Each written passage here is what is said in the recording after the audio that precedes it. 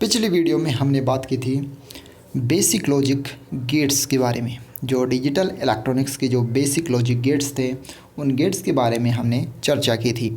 इस वीडियो में हम देखेंगे डी मॉर्गन्स थ्योरम्स। तो यहाँ पर डी मॉर्गन्स थ्योरम्स जो होती है उसके यहाँ पर दो स्टेटमेंट्स हैं। जो पहला स्टेटमेंट्स है वो कुछ इस प्रकार से हैं। De Morgan first theorem first state यहाँ पर हम देख रहे हैं। First state that the complement of sum of digital signal is equal to the product of their complement. अर्थात यहाँ पर जो डिजिटल सिग्नल होते हैं A B C as soon as, इन डिजिटल सिग्नल का जो सम होगा और इन सभी का जो कॉम्प्लीमेंट होगा वो इक्विवेलेंट होता है इन सभी के अलग अलग कॉम्प्लीमेंट के प्रोडक्ट के बराबर। अर्थात यहाँ पर हम इनका डायग्राम भी बना सकते हैं।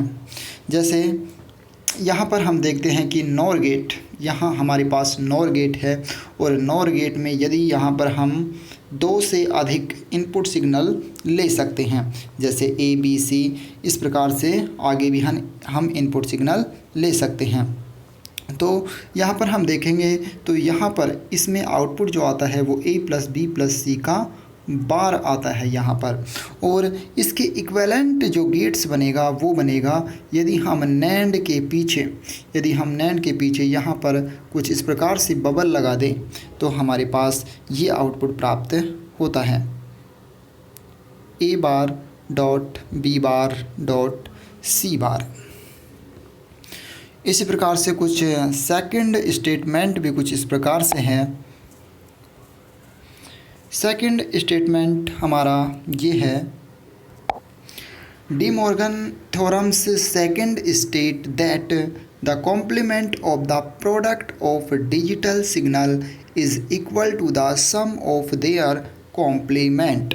अर्थात जो डिजिटल सिग्नल होते हैं उन सभी के प्रोडक्ट का जो कॉम्प्लीमेंट होगा वो अलग अलग सिग्नलों के कॉम्प्लीमेंट के सम के बराबर होता है।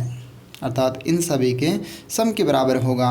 और इस प्रकार से हम इनको जो गेट्स के रूप में इस प्रकार से हम इनको डायग्राम में बता सकते हैं।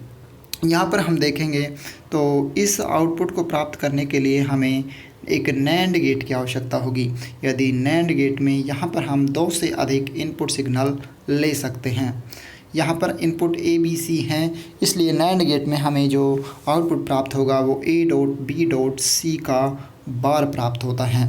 और इसके जो इक्विवेलेंट सर्किट होगा वो ये सर्किट होगा। यहाँ पर हम देखते हैं कि नॉर गेट जो हमारा है, और गेट, यहाँ पर और गेट के पीछे हमने बबल लगा दिए, और गेट के पीछे हमने यहाँ पर बबल लगा दिए तो हमारे पास जो आउटपुट प्राप्त होगा वो प्राप्त होगा ए बार बी बार प्लस सी बार, ए बार प्लस बी बार प्लस सी बार। इस प्रकार से ये जो थ्योरम्स है डी मॉर्गन थ्योरम, इसके दो स्टेटमेंट्स होते हैं।